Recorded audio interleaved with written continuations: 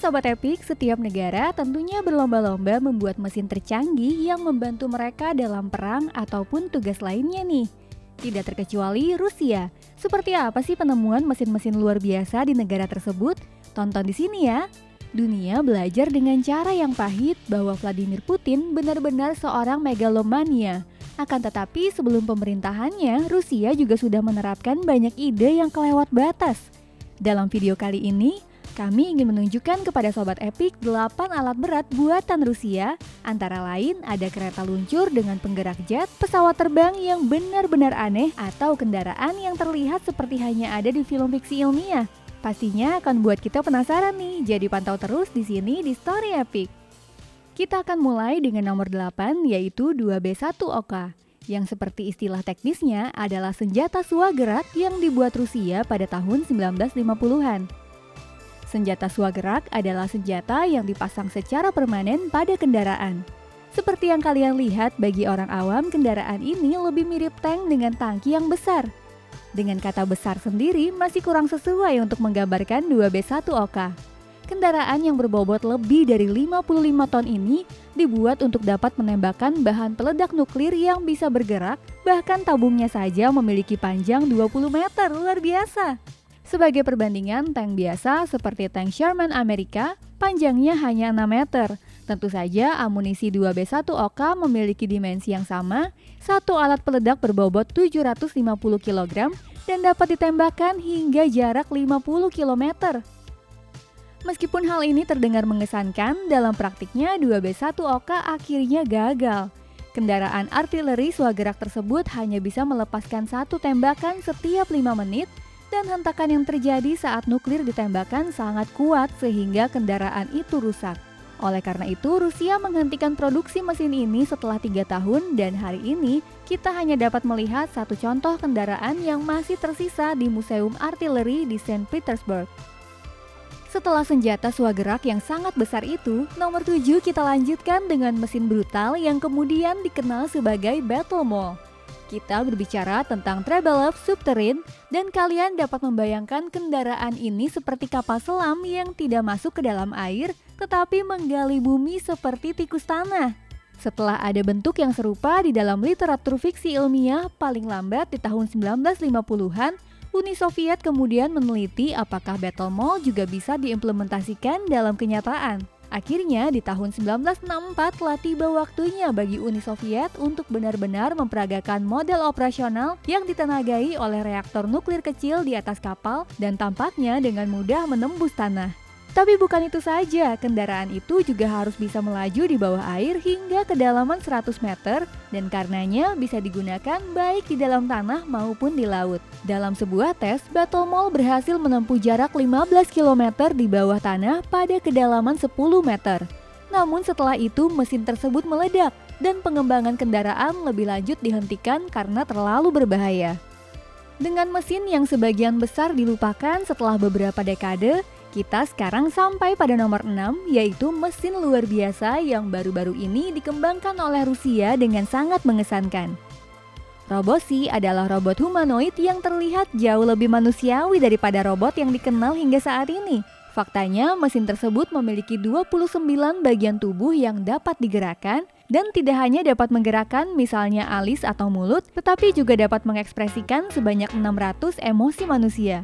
Jadi saat Robosi sedang marah atau sedih, hal itu terlihat luar biasa. Tapi itu belum semuanya. Tentu saja Robosi juga dapat berbicara dalam 10 bahasa yang berbeda dan memiliki lebih dari 100.000 modul bahasa yang tersimpan untuk membentuk kalimat. Di masa mendatang, kita dapat membentuk jenis kelamin, usia, penampilan, dan suara individu dari Robosi sesuai keinginan pribadi kita, lalu menggunakannya sebagai bantuan rumah tangga misalnya. Nah, kira-kira kalian ingin menggunakan Robosi untuk apa nih guys? Manfaatkan kesempatan ini untuk menuliskannya di kolom komentar ya. Setelah mesin futuristik dari Rusia ini, kita sekarang sampai di nomor 5 dan juga sebuah penemuan lama yang tampaknya benar-benar gila. Pada tahun 1930-an, dengan nama proyek Sueno, Rusia mengembangkan pesawat pengebom yang besar dan berat dengan alat angkut bagi pilot pesawat tempur kecil yang berada di atas, di bawah sayap, dan di depan. Gagasan di baliknya adalah bahwa pesawat besar ini dapat mengangkut pesawat kecil dalam jarak jauh sehingga dengan demikian dapat menghemat bahan bakar. Jika terjadi serangan, pesawat-pesawat kecil itu pun kemudian akan dilepaskan dan mengudara sendiri. Konsepnya seperti kapal induk terbang. Bahkan jika semuanya terdengar sangat gila, nyatanya konsep ini benar-benar terwujud. Proyek Sweno tidak hanya berhasil dalam pengujian, tetapi bahkan telah digunakan sebanyak 16 kali dalam pertempuran melawan Jerman di Perang Dunia II. Namun karena pesawat angkut besar tersebut hanya bisa terbang sangat lambat, hal itu pun menjadi sasaran empuk musuh dan oleh karenanya proyek tersebut kemudian dibatalkan. Nomor 4 menunjukkan bahwa proyek Sweno bukan satu-satunya penemuan hebat Rusia di bidang pesawat terbang. Di sini kami akan tunjukkan apa yang disebut monster Laut Kaspia yang dirancang dan dibangun di antara tahun 1964 dan 1965. Sebenarnya mesin aneh ini sama sekali bukan pesawat terbang, melainkan apa yang disebut kendaraan efek darat. Artinya, meskipun sebenarnya kendaraan tersebut terbang, dia hanya dapat melakukannya pada ketinggian yang sangat rendah karena ia membutuhkan tanah atau air di bawahnya untuk melakukan hal itu. Ide dibaliknya sangat cerdik nih sobat, karena ketinggian penerbangannya yang rendah, monster Laut Kaspia atau KM sebagaimana sebutan resminya, tidak akan terlihat oleh radar musuh saat terbang di atas laut. Monster Laut Kaspia juga tidak bisa dideteksi oleh sonar karena ia masih terbang di atas permukaan air.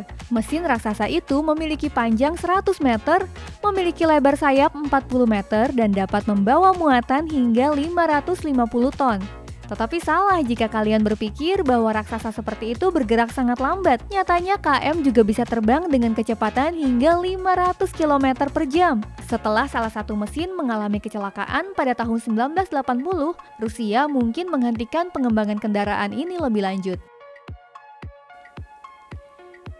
Dari mesin yang terbang tepat di atas permukaan air hingga yang bergerak di bawah air, di nomor 3 yaitu K-84 Ekaterinburg, kapal selam bertenaga nuklir yang dibuat di tahun 1982 dan seterusnya. Meskipun Rusia sebelumnya telah membangun berbagai kapal selam nuklir, K-84 adalah jenis yang sama sekali berbeda. Panjangnya 150 meter, ditenagai oleh 2 reaktor nuklir di dalamnya, dan dapat membawa hingga 16 rudal nuklir yang membuatnya sangat berbahaya. Meskipun pernyataan sangat berbahaya sepertinya kurang tepat, sebab ketika K-84 Ekaterinburg berada di galangan kapal pada tahun 2011, kebakaran terjadi selama pekerjaan pengelasan di tempat rudal nuklir berada di kapal selam itu. Saat itu dibutuhkan petugas pemadam kebakaran yang bekerja sehari penuh untuk mengendalikan api.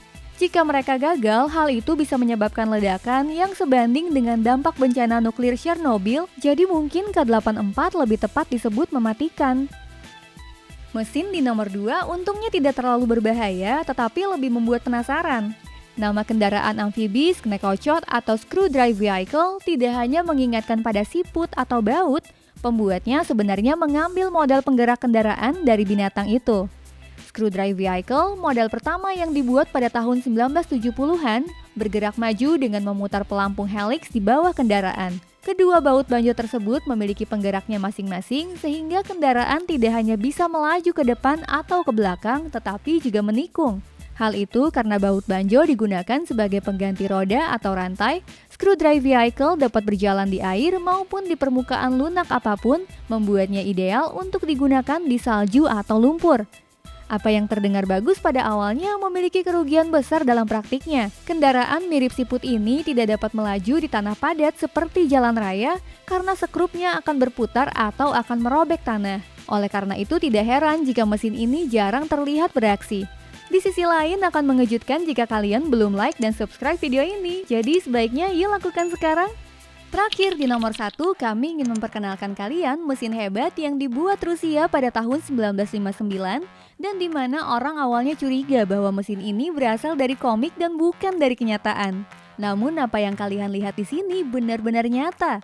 Mesin gila ini adalah Saber II Aeroslat yang seharusnya digunakan untuk mengirimkan surat dan paket ke desa-desa terpencil di Rusia Utara yang sebelumnya hanya dapat diakses oleh kereta luncur anjing.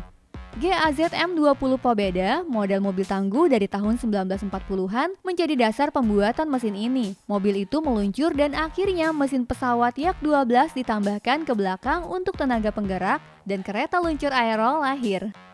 Pada dasarnya, kendaraan yang tampak aneh itu bisa berfungsi, tetapi karena mengalami beberapa masalah serius, maka segera tidak digunakan lagi. Contohnya, kendaraan bermasalah saat mendaki gunung. Di sisi lain, kendaraan ini tidak dapat dikendalikan dengan cukup baik agar berfungsi dengan andal di jalur sempit. Dan untuk pengangkutan parcel, ia juga menawarkan ruang penyimpanan yang terlalu sedikit seperti yang sudah kita ketahui. Jika video tentang 8 mesin terbrutal yang dibangun Rusia ini menarik, pastikan untuk melihat video kami tentang 8 benda luar biasa yang dibangun Hitler. Ciao dan sampai jumpa lain kali di sini di Story Epic.